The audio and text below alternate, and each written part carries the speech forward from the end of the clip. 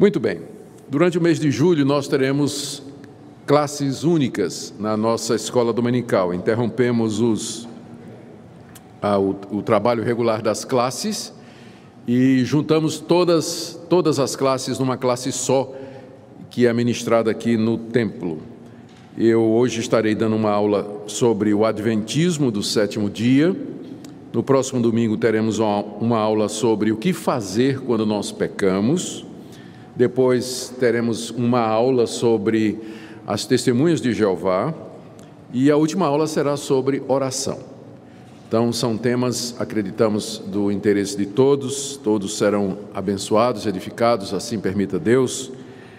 E retomamos as classes regulares no mês de agosto. Desde já agradecendo também a participação dos nossos professores que se esmeram, se dedicam a trazer ensino de qualidade para o povo de Deus aqui nesse lugar. Muito bem, vamos falar sobre o Adventismo do sétimo dia. O que eu vou apresentar aqui, em grande parte, é baseado no estudo feito pelo reverendo Gaspar de Souza, que recentemente esteve em nossa igreja. E o objetivo, como foi também quando estudamos outros movimentos religiosos no mês de férias do ano passado, o nosso alvo é entender a Igreja Adventista do sétimo dia, suas doutrinas, especialmente aquelas consideradas mais controversas, e compará-las com aquilo que os reformados em geral acreditam. Nosso alvo não é entrar em questões de julgamento individual dos membros individuais da igreja, mas simplesmente comparar aquilo que eles publicam como matéria de fé e prática com aquilo que nós acreditamos também, para esclarecimento dos membros da igreja. Deixe-me fazer algumas observações iniciais. Muitos evangélicos, eles consideram a igreja adventista como sendo também uma igreja evangélica, especialmente porque ela declara de frente as mesmas doutrinas ou pelo menos boa parte das doutrinas que os próprios evangélicos professam acreditar, como a trindade, a divindade de Cristo, o seu nascimento virginal, que Cristo morreu na cruz e ressuscitou e subiu à direita do Pai. Então, a igreja adventista, ela afirma estas coisas. E também se percebe que os adventistas vêm trabalhando em prol de minimizar a imagem negativa que, às vezes, eles têm no meio evangélico. Programas como Está Escrito, Voz da Profecia, ou grupos musicais como Prisma, Arautos do Rei, fazem muito sucesso entre os evangélicos. E os CD musicais dos adventistas, que são muito bons na área de música, podem até ser encontrados em livrarias evangélicas. Então, é certo que sempre há aspectos positivos e por exemplo, nós reconhecemos o programa de saúde, a manutenção de hospital, de escolas, a educação oferecida nas escolas adventistas sempre é reconhecida como educação de qualidade, o cuidado que eles têm dos órfãos, das viúvas e necessitados, isso aí não há que negar, e temos que realmente reconhecer. Mas o nosso propósito não é fazer uma comparação teológica das doutrinas adventistas com as nossas. Então, o foco vai ser isso, o que é que eles ensinam e o que é que nós pensamos a respeito desses ensinamentos. Deixe-me dar um breve histórico de como a igreja adventista começou. No início do século XIX, houve um grande despertamento do interesse pela vinda de Cristo nos Estados Unidos. O pastor batista William Miller, ele era do estado de Nova York, ele começou a estudar detalhadamente as escrituras proféticas, especialmente o livro de Daniel.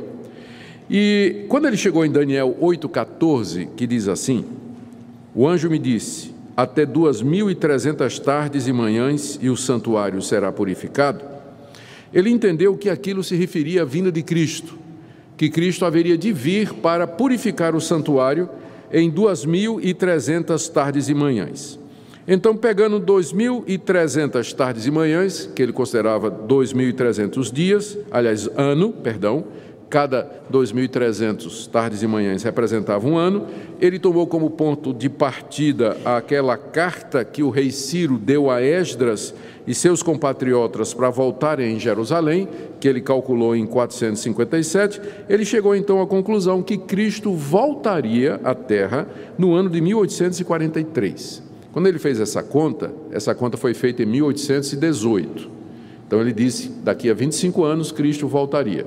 Então, durante 25 anos, o Miller proclamou essa mensagem em todos os Estados Unidos, nas igrejas, e muitas igrejas se abriram para ouvir essa mensagem de que Cristo estava chegando e que ele voltaria no ano 1843. O interesse foi muito grande e se estima que pelo menos 100 a 150 mil cristãos estavam esperando a vinda de Cristo exatamente para o dia 21 de março de 1843, foi a data marcada pelo Miller. Mas o dia chegou e o evento não aconteceu. Miller, então, refez os cálculos, né? Onde é que ele errou? E ele descobriu que havia cometido o erro de 1 ano. Então, na verdade, a data da vinda de Jesus seria no ano seguinte, no dia 21 de março de 1844.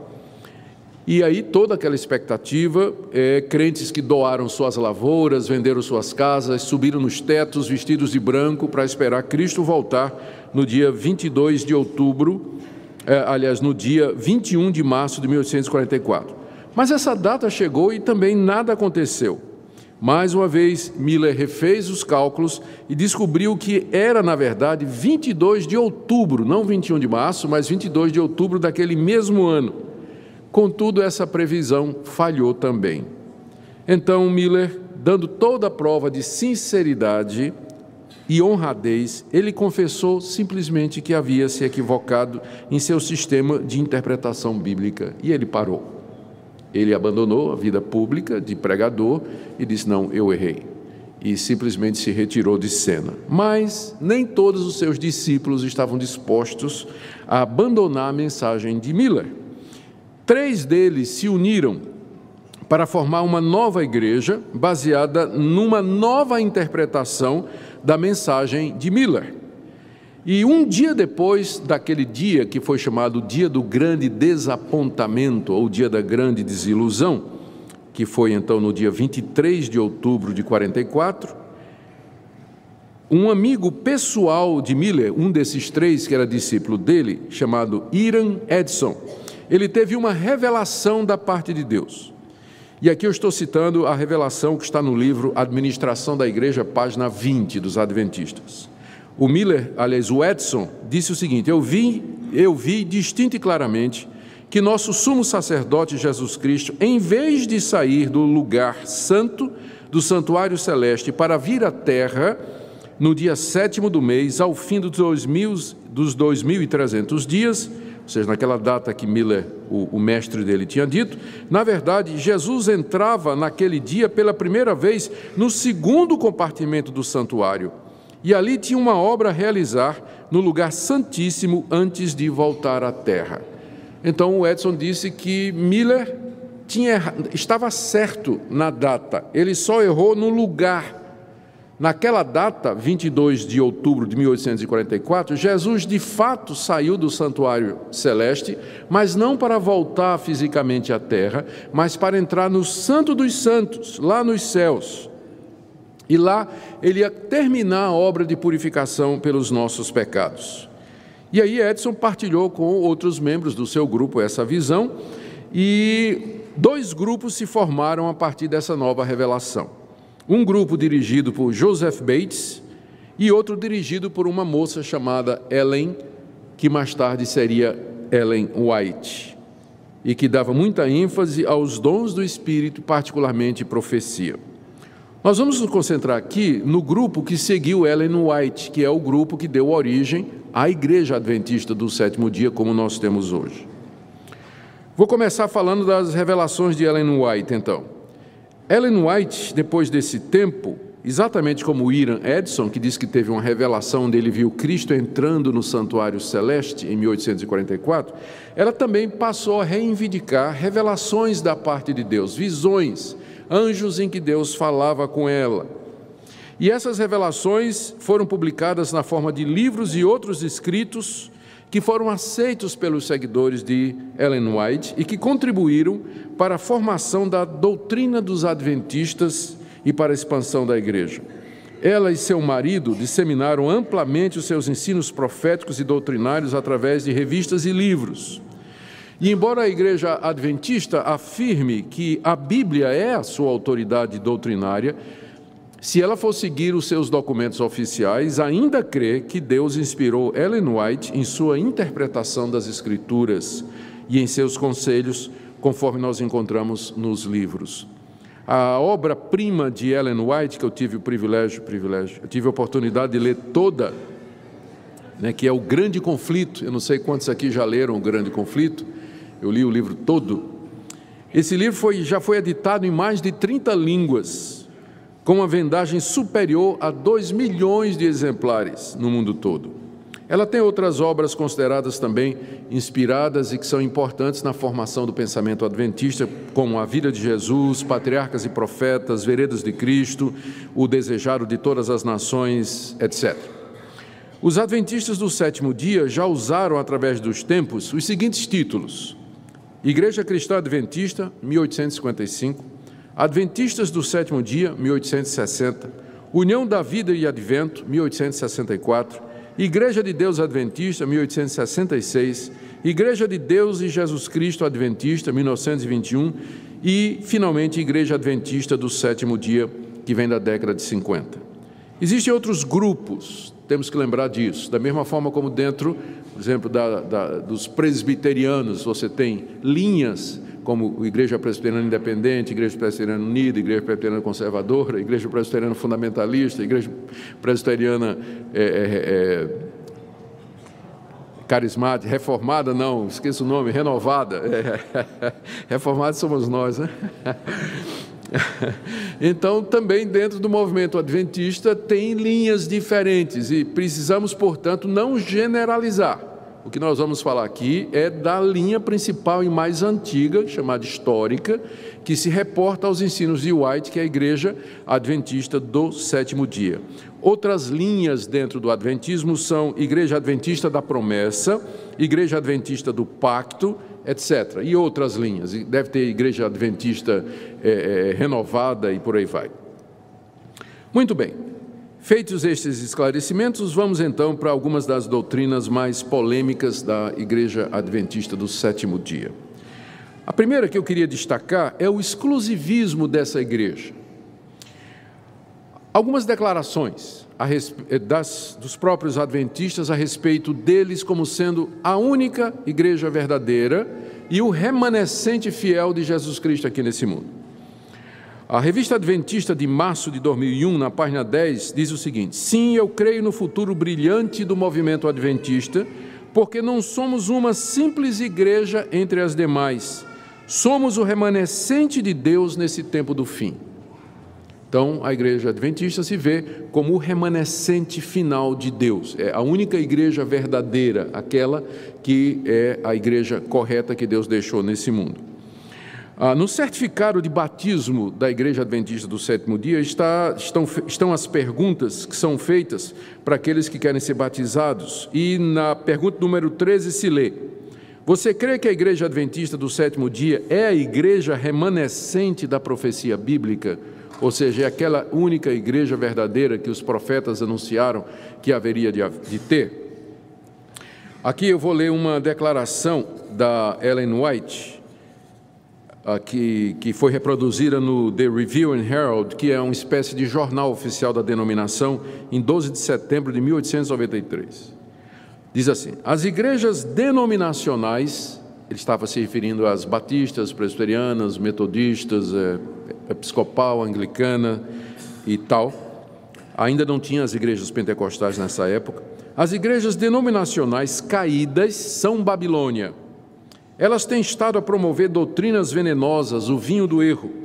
Esse vinho é composto de doutrinas falsas, como imortalidade da alma, tormento eterno do ímpio, a negação da existência de Jesus Cristo antes do seu nascimento em Belém, defesa e guarda do domingo, acima do dia de Deus, que é o sábado. Várias igrejas apresentam ao mundo esses erros e outros semelhantes, cumprindo assim as escrituras que dizem: as nações beberam do vinho da ira da prostituição de Babilônia. Então, eles consideram as outras denominações como sendo seitas, não é? Doutrinas erradas, e o cumprimento daquela profecia de que Babilônia haveria de enganar todas as nações. A razão é porque nós observamos o domingo, a gente ensina que depois de morrer a pessoa está consciente, ou vai para o céu ou vai para o inferno, e nós dizemos que quem existiu antes de Jesus vir ao mundo era Deus Filho. Jesus passa a existir, é claro, depois que ele se torna homem, mas eles dizem não, que Jesus já existia antes de se tornar homem entre nós. Em contraste a todas esse exclusivismo da Igreja Adventista, as igrejas reformadas reconhecem que a verdadeira Igreja de Deus, ela não está contida numa única denominação. Nós sabemos que a Igreja Presbiteriana, por exemplo, ela não é a única igreja verdadeira e que o reino de Deus é maior do que a Igreja Presbiteriana do Brasil. Nós recebemos os nossos irmãos batistas, recebemos os irmãos da Assembleia de Deus, recebemos irmãos de outras denominações. Para nós, onde o Evangelho é pregado em verdade, ali está a Igreja de Deus, quer seja aqui, quer seja em outra denominação, quer seja em outro país, em qualquer outro lugar, onde a palavra de Deus é ensinada em verdade, o batismo e a ceia são administrados da forma correta, onde é feito o exercício da disciplina entre os membros, ali está uma igreja de Jesus Cristo, não necessariamente dentro da nossa denominação. E, além disso, se a Igreja Adventista é o remanescente e elas tem menos de 200 anos de idade, quer dizer que ninguém se salvou em 2000 anos de história. Antes do surgimento da Igreja Adventista, não tinha salvação. Ela tem menos de 200 anos de existência. E o cristianismo tem 2000 anos de história. Então, a gente tem uma dificuldade com esse exclusivismo, né, que caracteriza, às vezes, uma seita. Uma das características da seita é exatamente o exclusivismo. Nós somos aquele povo que está profetizado na Bíblia e fora da nossa igreja não tem possibilidade de salvação. A segunda doutrina que eu quero destacar aqui é a doutrina de Cristo. A Igreja Adventista faz a seguinte declaração sobre Jesus Cristo no seu documento oficial, Nisto Cremos. No fundamento 4, ela diz: Deus, o Filho Eterno, encarnou-se em Jesus Cristo. Por meio dele foram criadas todas as coisas, é revelado o caráter de Deus, efetuada a salvação da humanidade e julgado o mundo. Sendo para sempre verdadeiramente Deus, ele se tornou também verdadeiramente homem. Jesus, o Cristo, concebido do Espírito Santo e nasceu da Virgem Maria. Todos nós assinaríamos embaixo essa declaração.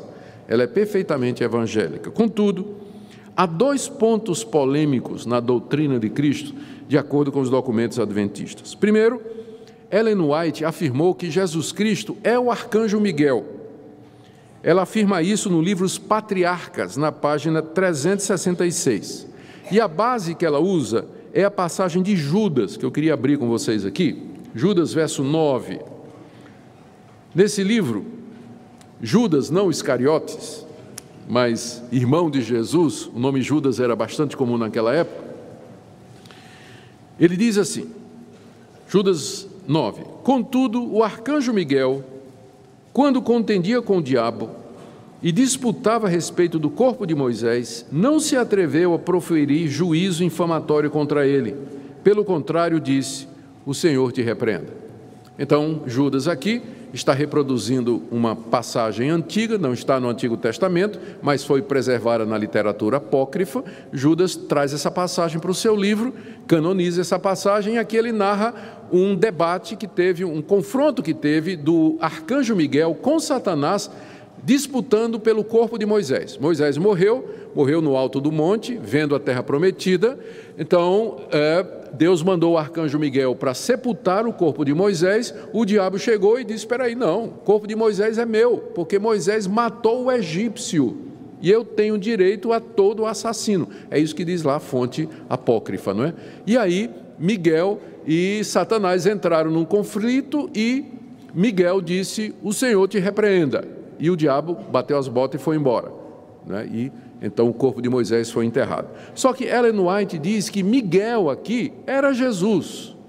Por isso que ele diz que ele já existia antes de ser concebido no ventre da Virgem Maria. Eu vou ler o que ela fala aqui no livro O Desejaro de Todas as Nações, que é de 1896. Diz na página 421. Moisés passou para o domínio da morte, mas ele não permaneceu num túmulo. Cristo mesmo o chamou para a vida. Satanás, o tentador, tem reivindicado o corpo de Moisés por causa do seu pecado, mas Cristo, o Salvador, o trouxe para fora da sepultura. Aqui ela está confundindo o papel de Miguel com o papel de Jesus Cristo. No mesmo livro, na página 164, ela diz: Moisés passou pela morte, mas Miguel veio e lhe deu vida antes que seu corpo visse a corrupção. Que inclusive é uma doutrina também estranha, né?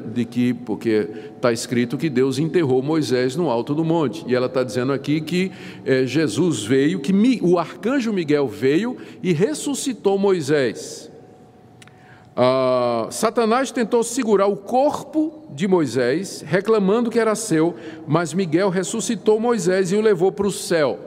Onde está na Bíblia isso, ninguém achou, até o dia de hoje. Satanás rebelou-se cruelmente contra Deus, acusando de ser injusto em permitir sua presa ser tomada dele.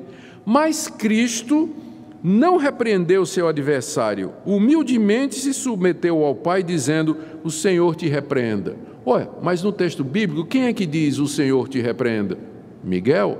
Mas ela então diz que aqui quem fez isso foi Cristo, ou seja, ela confunde os dois. Por isso que também eles dizem que Jesus já existia antes da encarnação, porque ele era o arcanjo Miguel que aparece no Antigo Testamento, então era Jesus Cristo.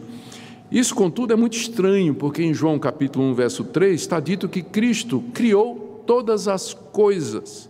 Miguel é a criatura. Jesus é adorado por Miguel. Hebreus capítulo 1, verso 6, todos os anjos de Deus o adorem, e anjos não podem ser adorados. Se Jesus era um anjo, anjos não podiam ser adorados, de acordo com Apocalipse 22, de 8 a 9, para não falar da falta de qualquer evidência bíblica para esse tipo estranho de interpretação. A segunda coisa estranha a respeito de Jesus, na doutrina adventista, é que ele tinha uma natureza pecaminosa. Eu vou ler aqui o que está escrito numa obra oficial também, chamada Estudos Bíblicos, na página 140 e na página 141. Na sua humanidade, Cristo participou de nossa pecaminosa natureza caída. Se assim não fosse, ele não teria sido feito como seus irmãos e não poderia ser tentado como nós fomos. A ideia de que Cristo foi nascido de uma mãe imaculada e sem pecado, eles estão reagindo ao catolicismo aqui, não é? Não a nós, porque a gente também não acredita nisso. A gente não acredita que Maria não tinha pecado. Essa ideia de que não herdou tendências para o pecado e por isso não pecou, remove Jesus do mundo caído e do próprio lugar onde a ajuda é necessária. Em seu lado humano, Cristo herdou exatamente o que todo filho de Adão herda, uma natureza pecaminosa caída. Então, eles ensinam com clareza que Jesus tinha uma natureza pecaminosa caída. Contudo, o que é que as Escrituras nos ensinam? Esse Jesus não é o Jesus da Bíblia, pois Lucas 1,35, ele é o ente santo que haveria de nascer. 1 de Pedro 1,19, ele era sem defeito e sem mácula. 2 de Pedro 3,14, ele foi separado, ele é sem defeito e sem mácula, Pedro 1,19, sem mácula irrepreensível, 2 de Pedro 3,14, separado dos pecadores, Hebreus 7,26, não conheceu o pecado, 2 aos Coríntios 5,21, e mais forte ainda, 1 de João 3,5, nele não existe pecado. E ainda Hebreus 4,15, ele foi tentado em todas as coisas à nossa semelhança, mas sem pecado. E em Romanos capítulo 8, verso 3, Paulo diz que ele veio em semelhança da carne do pecado, ou seja, ele veio na forma humana pecadora. Não quer dizer que ele era pecador, mas que ele assumiu a forma do homem que é pecador. Esse é o verdadeiro testemunho das Escrituras a respeito de Jesus. Ele era humano como nós éramos, mas sem pecado. O Adventismo diz que ele tinha uma natureza pecaminosa caída. Vamos para o terceiro ponto aqui, que é polêmico também. É a questão da fonte de autoridade. De onde os adventistas tiram as suas interpretações e ideias? O autor adventista Arnaldo Cristianini, no seu livro Sutilezas do Erro, página 30, afirma o seguinte sobre Ellen White: o espírito de profecia é o que, segundo as Escrituras, junto com a guarda dos mandamentos de Deus, caracteriza a igreja remanescente. O dom da profecia consiste em dar ao povo de Deus mensagens diretas e específicas. Os testemunhos orais ou escritos da senhora Ellen White preenchem perfeitamente esse requisito no fundo e na forma. Tudo quanto ela disse e escreveu foi puro, elevado, cientificamente correto e profeticamente exato. Então, de acordo com esse autor adventista, o que caracteriza a verdadeira igreja é que ela tem o dom de profecia. E como Ellen White era uma profetisa de Deus, e tudo que ela falou, nas palavras dele, foi puro, elevado, cientificamente correto e profeticamente exato, então essa é a confirmação de que o adventismo, a igreja adventista, é a igreja verdadeira. Por quê? Porque Ellen White era uma profetisa da parte de Deus. Aqui eu vou ler da Revista Adventista de fevereiro de 1984, na página 37. Cremos que o ministério e os escritos de Ellen White foram uma manifestação do dom da profecia. Ellen White foi inspirada pelo Espírito Santo e seus escritos. O produto dessa inspiração tem aplicação e autoridade especial para os adventistas do sétimo dia. Nós negamos que a qualidade ou grau de inspiração dos escritos de Ellen White seja diferente daquele encontrado nas Escrituras Sagradas. Ou seja, a inspiração dela é igual à inspiração das Escrituras. Deixe-me ler também do livro Nisto Cremos, no Fundamento 17. Um dos dons do Espírito Santo é a profecia. Esse dom é uma característica da igreja remanescente e foi manifestado no ministério de Ellen White. Como a mensagem do Senhor, seus escritos são uma contínua e autorizada fonte de verdade e proporcionam conforto, orientação, instrução e correção à igreja. Eles também tornam claro que a Bíblia é a norma pela qual deve ser provado todo ensino e experiência. Então, é um no cravo e outro na ferradura, né? Por um lado, parece dizer que a Bíblia tem toda a autoridade, mas quando se refere aos escritos de Ellen White, se refere como sendo a manifestação do espírito de profecia. Então, os profetas do Antigo Testamento, quando falavam, diziam, assim diz o Senhor. E a palavra dos profetas era para ser recebida sem questionamento. Eram inspirados e infalíveis. Eles eram inerrantes nos seus pronunciamentos. Então, Ellen White é vista como sendo uma profetisa nessa mesma linha, nesse mesmo nível de inspiração e de autoridade. Então, aproveitando isso que nós estamos falando aqui com relação à ideia de alguém que tem o dom de profecia, que é para ser recebido como autoridade e que acaba concorrendo com a Bíblia, não se aplica somente ao adventismo, mas muitas outras linhas dentro da cristandade que são abertas para profetas, que vão trazer novas revelações, novas ideias e assim por diante. Acaba nisso, né, que nós estamos vendo aqui. Ainda Ellen White, no livro dela, Primeiros Escritos, na página 258, disse o meu anjo assistente, o anjo que aparecia com revelações, ai de quem mover um bloco ou mexer num alfinete dessas mensagens que ele estava trazendo para Ellen White. A verdadeira compreensão dessas mensagens é de vital importância. O destino das almas depende da maneira em que forem recebidas. Em outro livro, Testemunhos Seletos, sob o título Objetivo do Testemunho, Ellen White diz, nos tempos antigos, Deus falou aos homens pela boca de seus profetas e apóstolos. Nesses dias, Ele fala por meio dos testemunhos do seu Espírito. Está se referindo às profecias que ela proferia. Não houve ainda um tempo em que mais seriamente Deus falasse a seu povo a respeito da sua vontade e da conduta do que esse tempo em que ela estava trazendo essas revelações e essas profecias. Mas, contudo, o que é que o cristianismo histórico nos diz? Tendo Deus outrora falado muitas vezes aos pais pelos profetas, nos últimos dias nos falou pelo seu Filho. Cristo é a revelação última e final de Deus. E o que Cristo fez, o que Ele ensinou, o que Ele disse, o que Ele é, tudo isso foi registrado de forma infalível e segura nas Escrituras do Novo Testamento, através dos apóstolos, que foram o canal final e último de Deus acerca da revelação.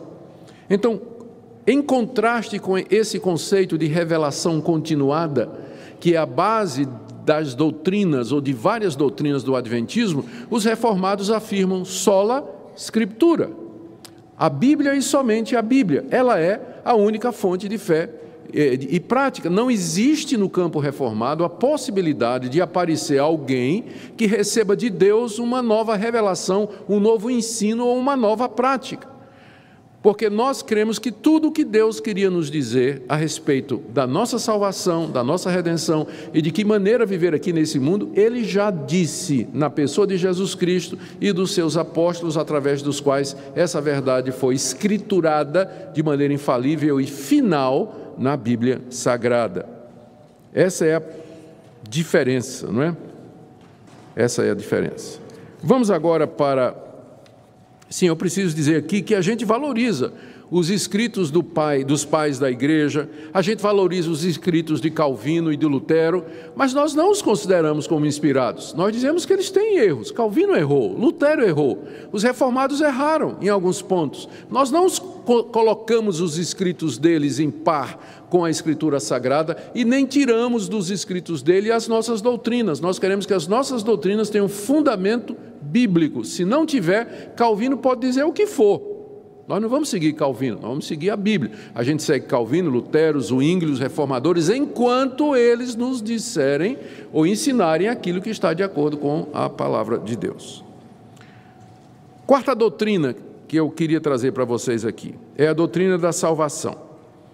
Apesar da Igreja Adventista declarar que a salvação é pela graça, aparecem nos seus documentos alguns ensinos que aparentam contradizer isso. Por exemplo, no livro Testemunhos para a Igreja, de Ellen White, no volume 2, na página 316, ela diz o seguinte: como é importante que você veja a obra a ser feita por você antes que seja tarde demais. Você tem uma obra grande para fazer. Não engane sua própria alma, mas examine a si mesmo à luz da eternidade. É impossível você ser salvo como você está. Também nesse mesmo livro, agora no volume 4, na página 32 e 33, ela diz: Deus não pode salvar o homem contra a sua vontade do poder dos artifícios de Satanás. O homem deve trabalhar com seu poder humano, ajudado pelo poder divino de Cristo, para resistir e conquistar a qualquer custo para si mesmo a perfeição. O homem deve fazer a sua parte. E ainda na mesma obra, na página 120, agora no volume 2, cada membro do corpo, está falando dos membros da igreja, deveria sentir que a salvação de sua própria alma depende de seus próprios esforços individuais. Então, embora declare que a salvação é pela graça mediante a fé, você encontra essas declarações de que se eu não me esforçar, se eu não cumprir a minha parte, se eu não realizar as obras, então eu não poderei ser salvo. Na versão ou no entendimento reformado, a salvação é uma obra de Deus do começo ao fim. É Deus que vem ao encontro do pecador, ilumina a mente e o coração dele, regenera o seu coração e aí então, transformado por Deus, o pecador reage. Só que as obras do pecador, elas não são meritórias, elas não são feitas para obter a salvação, mas elas são resultado da salvação que Deus já operou graciosamente no seu coração. Então, os reformados não são contra as obras. A gente diz que nós temos que praticar boas obras, só que nós não praticamos boas obras para sermos salvos. Nós praticamos boas obras porque já fomos salvos pela graça de Deus mediante Jesus Cristo. Então, essa é a diferença aqui. Ainda dentro dessa linha da doutrina da salvação, a gente fica com a impressão, lendo algumas coisas, de que para a Igreja Adventista do sétimo dia, a guarda do sábado é necessária para a salvação. Por exemplo, no livro de Ellen White, Testemunhos, no volume 3, na página 23, ela diz o seguinte: devemos a cada sábado fazer um balanço da semana, não é? Para verificar se na semana finda trouxe lucro ou prejuízo espiritual. Santificar o sábado ao Senhor importa em salvação eterna. No livro O Grande Conflito, que é a obra-prima dela, na página 605, ela diz: o sábado será a pedra de toque da lealdade, pois é o ponto da verdade especialmente controvertido. Quando sobrevier aos homens a prova final, traçar-se-á a linha divisória entre os que servem a Deus e os que não servem. E é claro, o que é que vai determinar no dia do juízo quem serve a Deus e quem não serve, quem é o verdadeiro crente e quem não é, a guarda do sábado. Essa é a pedra de toque, essa é a maneira pela qual Deus vai distinguir: vinde benditos de meu Pai, para a minha direita, e apartai-vos de mim, malditos, para a perdição, para a minha esquerda. Ou ainda outro ponto aqui, com relação à certeza da salvação. Ellen White, no livro dela, eu tenho o título em inglês, Christ Object Lessons, a tradução seria lições das quais Cristo é o objeto, ou lições que tratam de Jesus Cristo. É de 1900 esse livro, e na página 155 ela diz: aqueles que aceitaram o Salvador, embora sinceros em sua conversão, nunca deveriam ser ensinados a dizer ou sentir que eles estão salvos. Isso é enganoso. Faz sentido, porque se Cristo entrou no santuário celeste para investigar os nossos pecados, e Ele não terminou a obra ainda para dizer quem é salvo ou não, nenhum adventista pode ter certeza de que está salvo. Tem que esperar que Cristo termine a segunda parte da sua obra da redenção que Ele está fazendo no céu. Então faz sentido dizer, não é? Se eu tenho que me esforçar para ser salvo, se a guarda do sábado é necessária para a salvação, então, como eu não tenho certeza se eu vou guardar o sábado até o final da minha vida, eu também não posso ter certeza da minha salvação. Então a própria Ellen White, consistentemente, ela diz que um adventista não pode dizer que tem certeza da salvação, porque isso, nas palavras delas, é enganoso. Mas, na verdade, o que é que a Bíblia nos ensina? A Bíblia ensina que nós somos salvos pela graça de Deus mediante a fé. Deus amou o mundo de tal maneira que deu o seu Filho unigênito para que todo aquele que nele crê não pereça, mas tenha aqui, agora, a vida eterna. Está escrito na primeira carta de João, lá no final, João terminando a carta, ele diz: eu escrevi estas coisas para que vocês saibam que vocês têm a vida eterna, a vocês que creem no nome do Filho de Deus. O tempo todo a Escritura nos dá segurança de que a obra de Cristo é completa e verdadeira. Se nós crermos no Senhor Jesus, na sua obra completa, final na cruz do Calvário pelos nossos pecados, nós podemos ter certeza, porque a salvação não depende da incerteza da minha constância ou da incerteza da minha perseverança, mas a salvação depende da fidelidade do Deus imutável, e Ele não muda, e Ele prometeu salvar aqueles que são seus. Então é bem diferente essa abordagem. Deixa-me correr agora para a quinta doutrina, que eu quero mostrar a diferença aqui. Essa é mais conhecida, é o sono da alma, ou a mortalidade da alma. Para a igreja adventista, ao morrer, o homem entra no estado de sono. Não há, portanto, alma no homem. No livro Nisto Cremos, está escrito: a morte é um estado inconsciente para todas as pessoas. Enquanto que nas igrejas cristãs históricas se diz que quando a pessoa morre, ela vai ou para o céu ou para o inferno, e ela está consciente, ela está viva, ela não está dormindo, ela está consciente do que ela está sentindo, alegria ou sofrimento. Os adventistas dizem que a pessoa, quando morre, ela fica inconsciente, né? Que eles chamam sono da alma. Eles dizem que as almas dos justos dormem até a ressurreição e o dia do juízo final.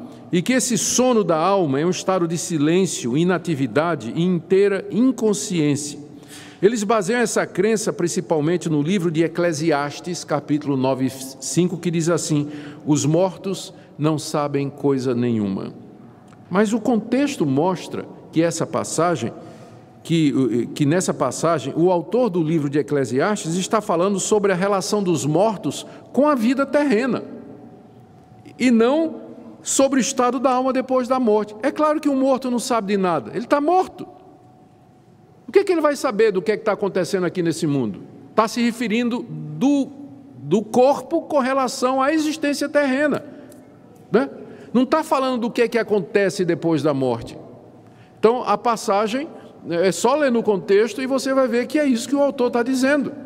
Quando a pessoa que morre, o corpo dela, não tem mais relação nenhuma com esse mundo aqui, não está falando em nada da sobrevivência da alma. Tanto é que no próprio livro de Eclesiastes, no final, está dizendo que quando morremos, o corpo volta ao pó como era, e o espírito volta a Deus, que o deu. No próprio livro de Eclesiastes fala isso. Para Ellen White, o primeiro sermão, adivinhe para Ellen White quem pregou o primeiro sermão sobre a imortalidade da alma? O diabo. No jardim do Éden, quando chegou para Eva e disse: certamente não morrerás. Então, esse foi o primeiro sermão sobre imortalidade e que foi pregado pelo diabo. Ela também diz: a teoria da imortalidade da alma é uma das falsidades que Roma tomou emprestada do paganismo e incorporou à religião da cristandade. Queridos, a Bíblia, contudo, diz que ao morrer o homem, o seu espírito sobrevive. Mateus 10, 28, Jesus Cristo disse: não temam aqueles que podem matar somente o corpo, temam aquele que pode lançar no inferno não somente o corpo, como também a alma. Eclesiastes 12, 7, que eu já citei: quando o homem morre, o corpo volta ao pó como era, e o espírito volta a Deus que o deu. De acordo com a Bíblia, o homem continua consciente de si mesmo, com todas as suas faculdades em atividade depois da morte, seja ímpio ou justo. Leia a história do rico e Lázaro, onde lá Jesus Cristo narra de maneira descritiva, vívida e gráfica a situação perfeitamente consciente daquele rico que morreu, se viu no inferno em sofrimento e lembrou-se dos seus irmãos aqui na terra. Queria inclusive que Lázaro voltasse para evangelizar os seus irmãos, perfeitamente consciente.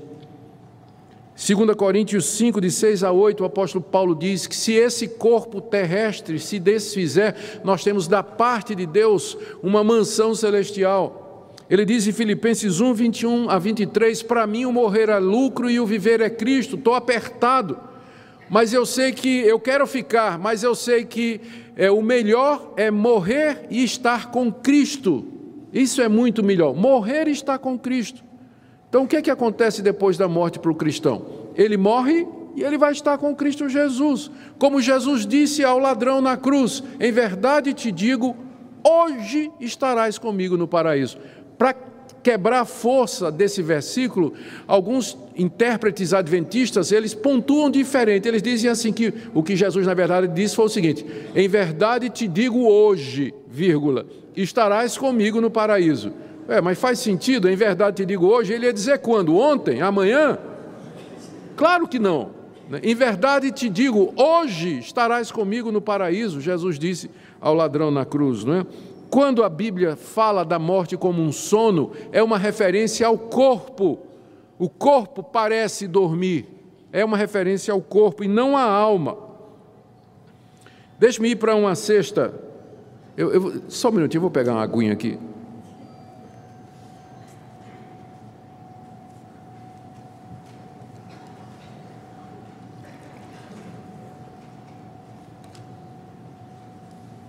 Só não ofereço porque eu já bebi no bico, tá?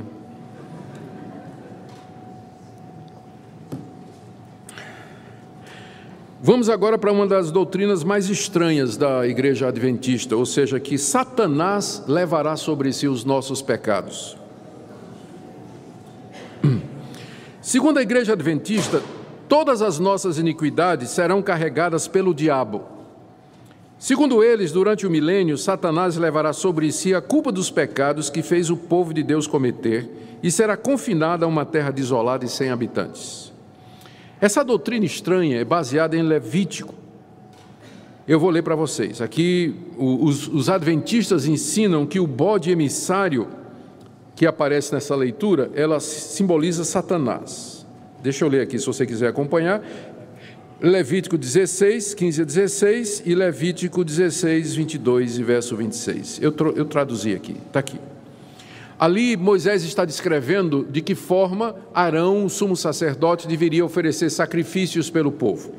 Então Arão tinha que trazer dois bodes. Então, sobre o primeiro bode, Moisés diz o seguinte: Arão imolará o bode da oferta pelo pecado. Imolar significa, né, meter a faca, deixar o sangue correr.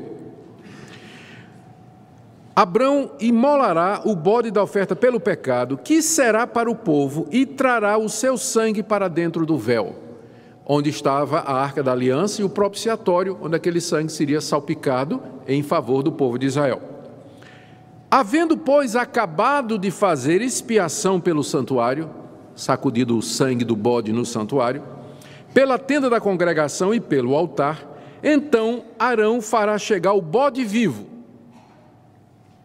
Arão porá as mãos sobre a cabeça do bode vivo, e sobre ele confessará todas as iniquidades dos filhos de Israel, todas as suas transgressões, todos os seus pecados, e os porá sobre a cabeça do bode, e enviá-lo-á ao deserto pela mão de um homem à disposição para isso.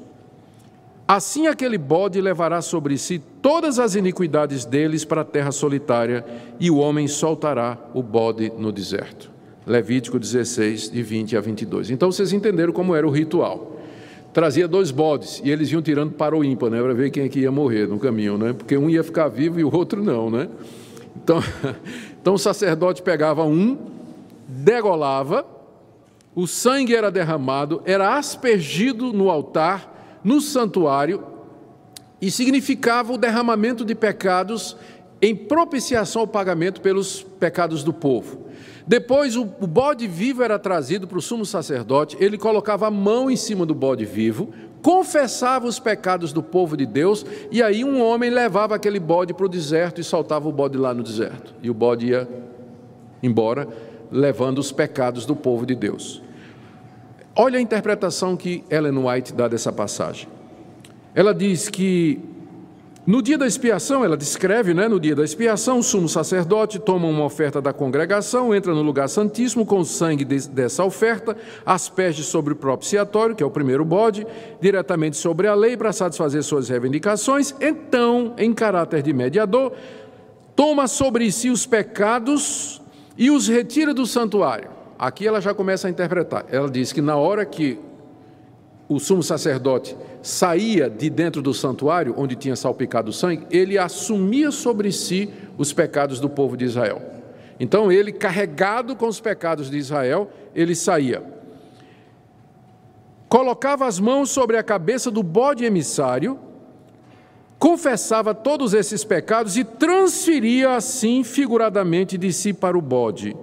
E esse bode levava então os pecados que eram considerados para sempre separados do povo. Aí ela diz, verificou-se também que ao passo, esse verificou-se também é que ela aqui recebe a revelação, não é? Verificou-se também que ao passo que a oferta pelo pecado apontava para Cristo, aquele primeiro bode sacrificado apontava para Cristo, como mediador, o bode emissário tipificava Satanás, autor do pecado, sobre quem os pecados dos verdadeiros penitentes serão finalmente colocados. Quando Cristo, pelo mérito de seu próprio sangue, remover do santuário celestial os pecados de seu povo, ao encerrar-se o seu ministério, ele os colocará sobre Satanás, que na execução do juízo deverá arcar com a pena final. Vou fazer um resumo aqui, tá, da sequência de como é que funciona isso. Então, de acordo com Ellen White, o que é que vai acontecer? Primeiro, os pecados dos crentes são lançados no santuário do céu e lá ficam. Quando Cristo morreu na cruz pelos nossos pecados foram lançados sobre Cristo, Cristo subiu e entrou no santuário celestial, levando nossos pecados lá no santuário celestial. Os pecados do santuário celestial são transferidos para Cristo e se tornam dele. Esses pecados nossos que estão em Cristo, quando ele vier uma segunda vez, ele vai lançar sobre Satanás. E Satanás, então, durante 1000 anos vai vagar sobre a terra, levando os nossos pecados sobre ele. E quando Deus aniquilar Satanás, então nossos pecados serão finalmente aniquilados. Em suma, a essência do plano da salvação ensinado pela Igreja Adventista aparenta fazer de Satanás corredentor, ou participante na obra da redenção, como alguém que vai sofrer e ser destruído pelos pecados dos homens. Ou seja, a nossa redenção não está completa até que Satanás seja aniquilado e com ele os nossos pecados. O Dr. McNair comentando essa passagem lá de Levítico sobre os 2 bodes, ele diz: a verdade é que os 2 bodes são uma oferta pelo pecado.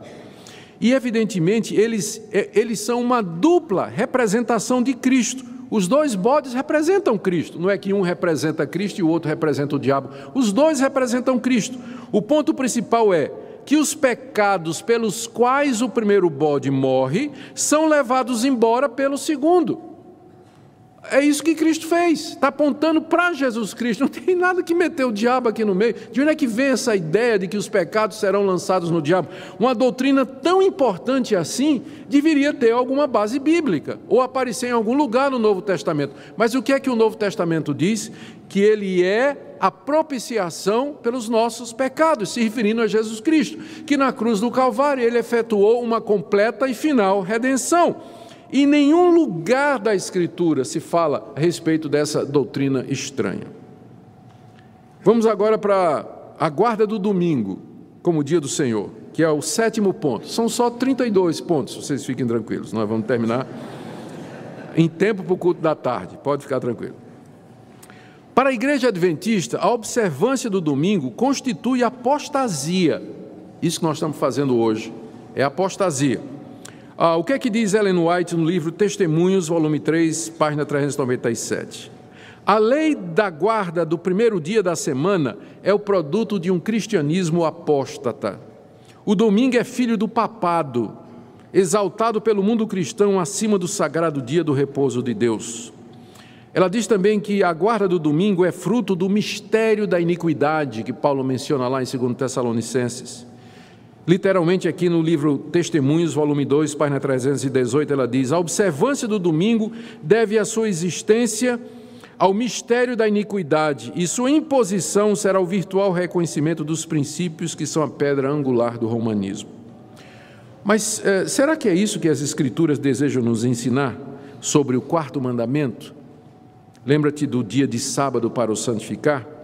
Como Cristo é o Senhor do sábado, isto é, o sábado é que se submete a ele. Vejamos as razões pelas quais os cristãos observam o domingo. Primeiro, Cristo ressuscitou no primeiro dia da semana. O primeiro dia da semana foi o dia especial das manifestações de Cristo ressuscitado. Ele manifestou-se pelo menos 5 vezes no primeiro domingo e outra vez no domingo seguinte. O Espírito Santo foi derramado no dia de Pentecostes, no dia de domingo.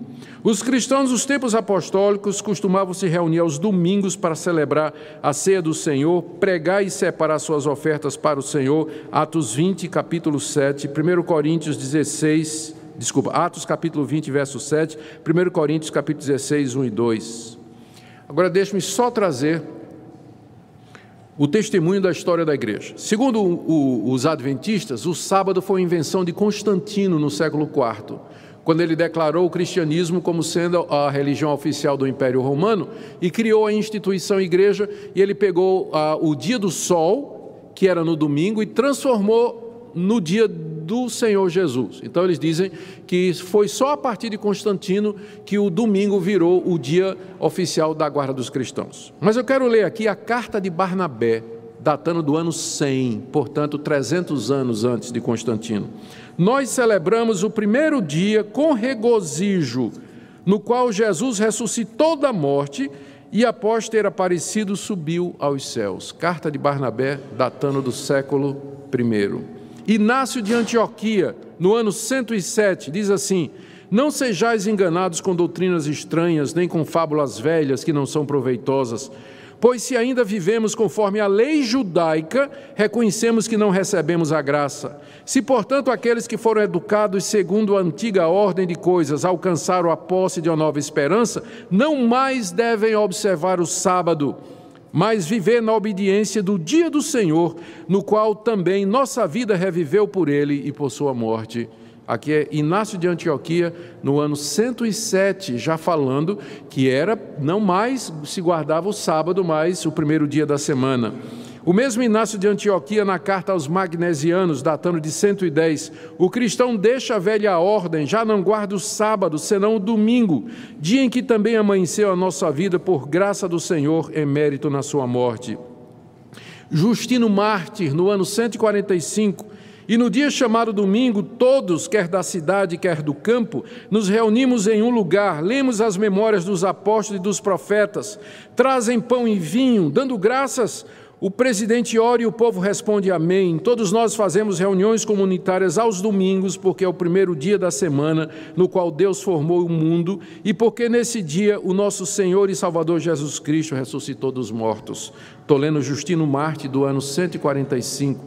Dionísio de Corinto, do ano 170, no seu comentário às cartas paulinas, no primeiro capítulo afirma que a igreja havia passado a guardar o dia do Senhor, que é o domingo. Bardessanes de Edessa, no ano 180, em certo dia, o primeiro da semana, nós nos reunimos e lemos e nos abstemos de alimentação. Eles costumavam jejuar no dia de domingo. Orígenes, no ano 225, nós costumamos guardar certos dias, como por exemplo, o dia do Senhor, que é o primeiro dia da semana. Anatólio de Laodiceia, 270 depois de Cristo. A festa solene da ressurreição do Senhor deve ser comemorada no dia do Senhor. Constituições apostólicas do terceiro século. No dia da ressurreição do Senhor, isto é, no dia da Senhor, não deixeis de vos reunir, dando graças a Deus. Cipriano de Cartago, do terceiro século. Quando Cristo veio, tudo em verdade foi cumprido.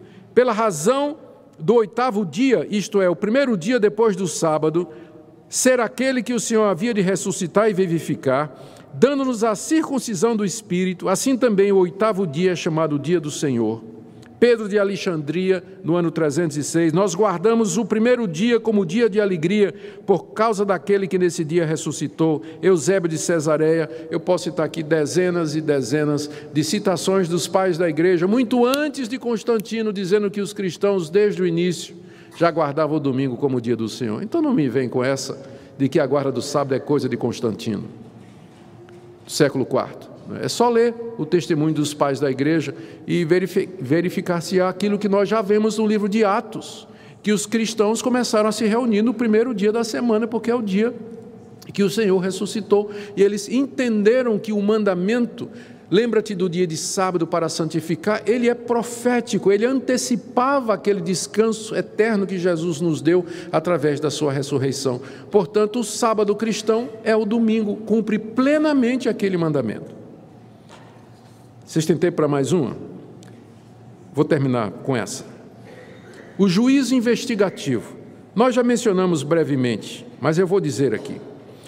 Com o grande desapontamento de 1844, os milenaristas ficaram tristes porque nada aconteceu. Cristo não voltou, mas como eu disse, isso não foi motivo deles não terem esperança, porque a jovem Ellen Harmon, que depois haveria de se casar e adotar o nome do marido, White, né? Ellen White é o nome de casada dela, ela convenceu o grupo de que Cristo tinha vindo, usando aquela visão do Hiram Edson, não é?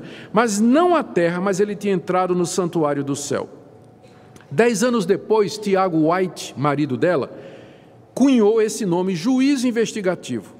E na obra Nisto Cremos, Fundamento 23, se diz o seguinte: Cristo foi empossado como nosso grande sumo sacerdote e começou seu ministério intercessório por ocasião de sua ascensão.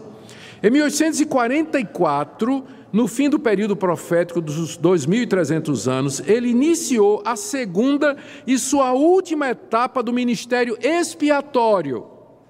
É uma obra de juízo investigativo, a qual faz parte a eliminação final de todo o pecado, prefigurada pela purificação do antigo santuário hebraico no dia da expiação.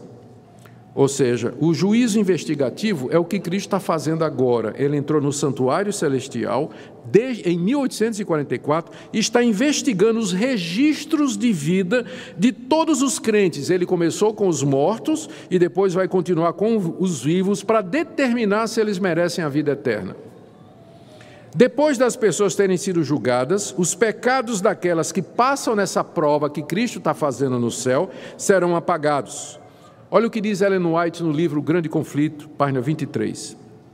Os que seguiram a luz da palavra profética viram que, em vez de vir à terra, Cristo, ao terminar em 1844 os 2.300 dias, entrou no lugar santíssimo do santuário celeste a fim de terminar a obra da expiação. É impossível, note isso, É impossível que os pecados dos homens sejam cancelados antes de concluído o juízo em que seu caso deve ser investigado. Quer dizer o seguinte, a salvação não está completa. O que Cristo fez na cruz foi a primeira parte. Em 1844, ele entrou lá no céu, nos registros das obras de todos os homens, e ele está investigando. Está analisando os pecados de cada um de vocês. No fim da investigação, ele vai concluir: esses estão perdoados, esses não estão. Os que não estiverem, serão aniquilados.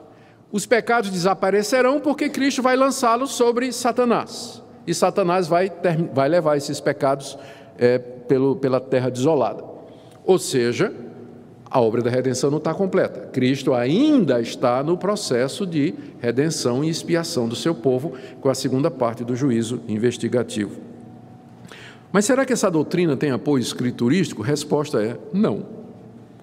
A Bíblia diz que Cristo de fato já entrou nos céus, que está sentado à majestade de Deus e intercedendo por nós.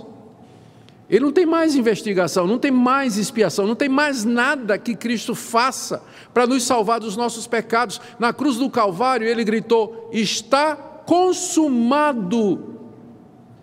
Acabou a obra de redenção, já foi feita por ele.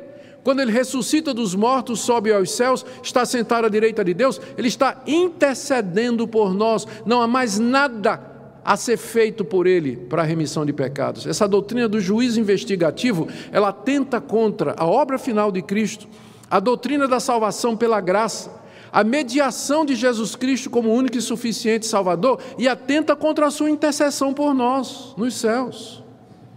Para mim, essa é a doutrina mais complicada e mais difícil da Igreja Adventista.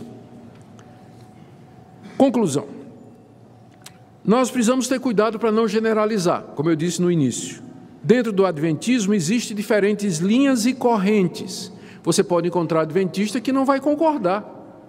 Gente, inclusive, que não concorda que Ellen White era profetisa. E se não concorda que Ellen White era profetisa, aí não vai aceitar a doutrina do juiz investigativo, que Miguel era Jesus, que Satanás vai levar os nossos pecados, porque tudo isso tem origem nas ideias de Ellen White. Então, se um adventista não aceita as doutrinas de Ellen White, então, alguns deles são bem evangélicos. Você vai encontrar adventistas que eles se consideram adventistas porque eles ainda acham que sábado é o dia que eles têm que guardar. Mas mesmo assim você vai encontrar adventistas que vão dizer: não, eu guardo o sábado porque eu acho que é o dia correto, mas não é necessário para a salvação. Então não vamos generalizar. Dentro do campo adventista você vai encontrar diferentes linhas, mas a Igreja Adventista clássica, histórica, ela afirma essas coisas que eu acabei de dizer para vocês. Então, relembrando também o que eu disse, o que nós estamos comparando aqui são doutrinas. Nós não estamos entrando no caráter individual, julgando o destino individual de cada um diante de Deus. Estamos apenas dizendo que essas doutrinas que foram declaradas aqui, elas são incompatíveis com a Bíblia e nós temos uma posição completamente diferente dentro do cristianismo histórico, especialmente reformado. A nossa conclusão é que essas doutrinas que nós examinamos aqui, elas são erradas e algumas delas são heréticas mesmo e contrárias ao Evangelho de Jesus Cristo. Portanto, ao lidar com os nossos amigos adventistas, antes de você generalizar, você vai ter que fazer um monte de pergunta para ele, né? Você acredita nisso? Você acredita nisso? Você acredita nessa linha? E tudo mais, e assim por diante. Por outro lado, também, quando for de lá para cá, quando vierem para você dizendo assim: nós também somos evangélicos, faça também essas perguntas. Tá, você é evangélico, mas onde é que está Jesus agora? Não, ele está no santuário. Desde 1844. Fazendo o quê? Investigação pelos nossos pecados. Então, eu tenho dificuldade em entender que você seja evangélico, amigo. Quem é que o diabo vai levar os nossos pecados no final? Vai. Então, está difícil também, companheiro. Então, entende? Tem que ser caso a caso antes de você fazer um julgamento geral. Por que eu trago essas coisas para a igreja?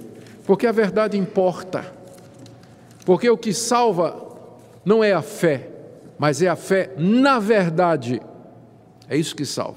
E nós precisamos ter convicção e certeza daquilo que cremos e nos firmarmos naquilo que está revelado na Escritura, nossa única regra de fé e prática.